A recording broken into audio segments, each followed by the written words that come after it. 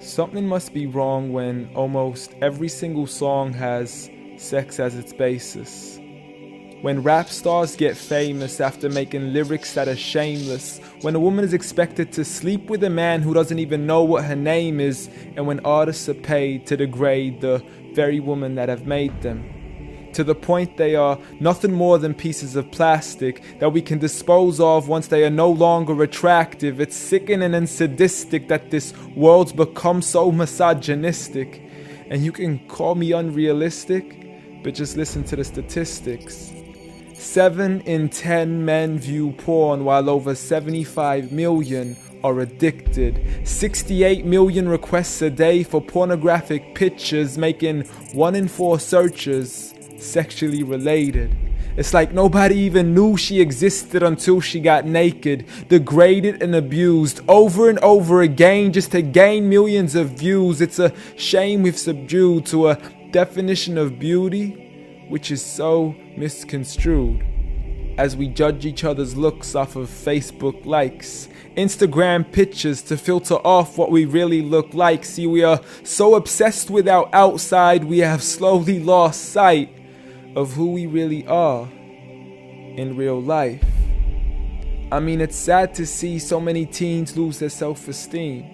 Looking at these magazines thinking they have to look like what they see. Please, you are worth much more than a 2D image on a screen. You are a living, breathing human being. If only you knew what you really mean. Just look into your history books and begin to read of all the girls in the world who were capable to achieve, and you will surely see with certainty females like Fatima al-Fihri, who opened the first ever university, Rufaida al-Islamiyya, the first nurse to perform surgery, and Aisha bint Abi Bakr, the greatest female scholar in eternity. It's a shame you probably haven't even heard of these great female prodigies. Honestly, we don't need to give up our modesty in order to be successful. For you are worth much more than a commodity that is sexual. You have so much more potential if only you knew your worth. You could be like the greatest of all women to have walked this earth, like Mary, the mother of Jesus, chosen by Allah to be an example for the believers, a woman who stood strong even when she was abused, falsely accused and ridiculed for things she'd never ever do, so it didn't really matter when there was nobody else beside her, for she knew that God was Ar-Razzaq and her ultimate provider, and she had a trust in Him alone. Just like Asiya, the wife of Fir'aun, a woman who was brave and courageous, stood up for what was right and didn't let anybody change this. A woman who was fearless and laughed in the face of death, for she gave up the riches of this life for a palace in the next.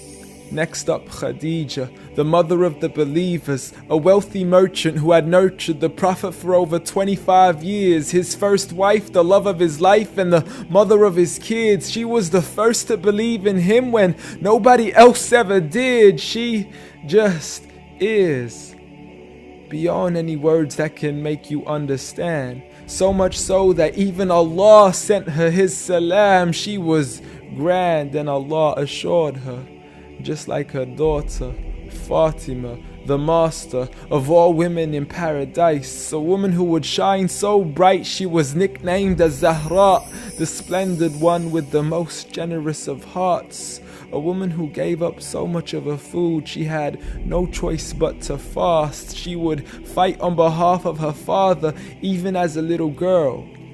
And such are the examples of the greatest woman in the entire world.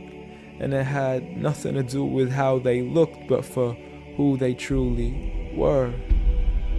So ignore the standard of success defined by society, when God has said that the best of mankind are those who have piety, regardless of your shape, your color, or your race. For God does not look at your bodies, nor does He look at your face. Rather, He looks towards your heart and checks your faith. So at the end of the day, it doesn't matter what the people say or who they think you are, when you could be like the greatest of all women in the eyes of Allah. The greatest woman